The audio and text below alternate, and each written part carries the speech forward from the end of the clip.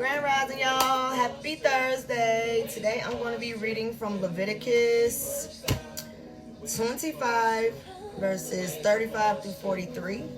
And the title of this is Redemption of the Poor and Enslaved. All right, here we go.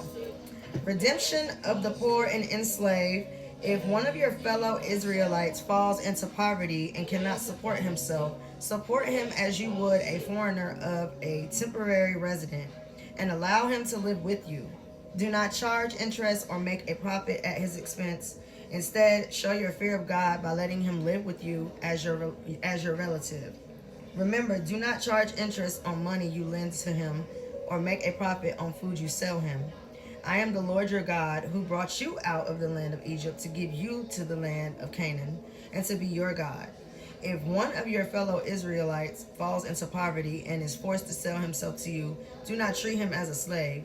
Treat him instead as a hired worker or as a temporary resident who lives with you, and he will serve you only until the year of Jubilee. At that time, he and his children will no longer be obligated to you, and they will return to the clans and go back to the land originally allotted to their ancestors. The people of Israel are my servants, whom I brought out of the land of Egypt, so they must never be sold as slaves. Show your fear of God by not treating them harshly. However, you may purchase male and female slaves from among the nations around you. You may also purchase the children of temporary residents who live among you, including those who have been born in your land. You may treat them as your property, passing them on to your children as a permanent inheritance. You may treat them as slaves, but you must never treat your fellow Israelites this way. Okay, we're going to read the key principles. The key principle: treating the poor with dignity, ensuring their survival, and honoring the Jubilee, where Israelites return to their families and land. This command emphasizes that financial integrity and compassion for the poor are acts of reverence for God. This verse underscores the importance of compassion and support towards those who may be suffering from economic distress.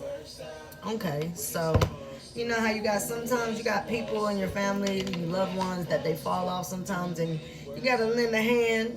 I feel like he's saying, give them work to do, but just don't treat them like slaves, like bossing them around like that, like that, throwing stones, casting stones. I think that's how you say it, but yeah, I feel like, yeah, that's a nice thing though. That's a nice gesture. I love that. That's awesome. But y'all have a blessed day. I'm about to head out. Y'all be good. I love y'all.